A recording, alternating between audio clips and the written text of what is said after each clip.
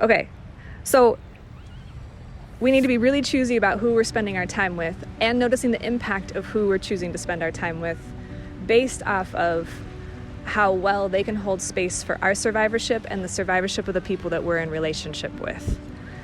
So it can be very, very, very challenging to spend time with folks who haven't done their work to understand the pain of your ancestry, for example. So if you're a person of color and your body carries that kind of violence against your ancestors and towards you in this present moment, and you're spending time with folks who haven't done their work to know what that feels like, then you will be invisibilized in those relationships. So be very conscious about how much time you spend with those folks who cannot feel the full extent of your survivorship.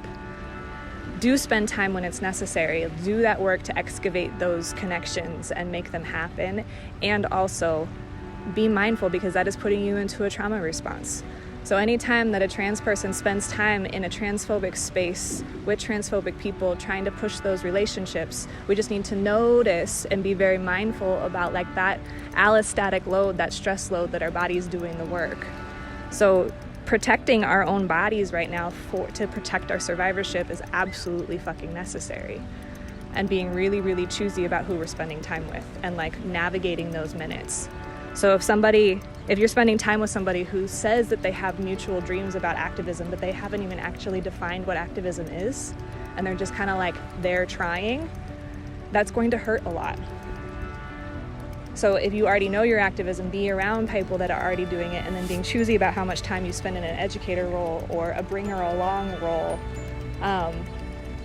And sometimes your greatest activism will be to be by yourself, so that your body can find its place to its natural rhythm, so that you know who to spend time with and how, and to not overstretch ourselves, and to work within the scope of our safety, and taking care of the impact of adrenaline and cortisol on our systems right now, because frying ourselves out is not an option. And also bolstering ourselves up if we have for some reason been protected by so much privilege that our nervous systems are a little weak right now. We got to start building with every single breath to be able to stay as present as possible and not opting out, continuing to opt in and opt in and opt in. I'm speaking to the pieces of our survivorship that if we haven't had the privilege of opting out,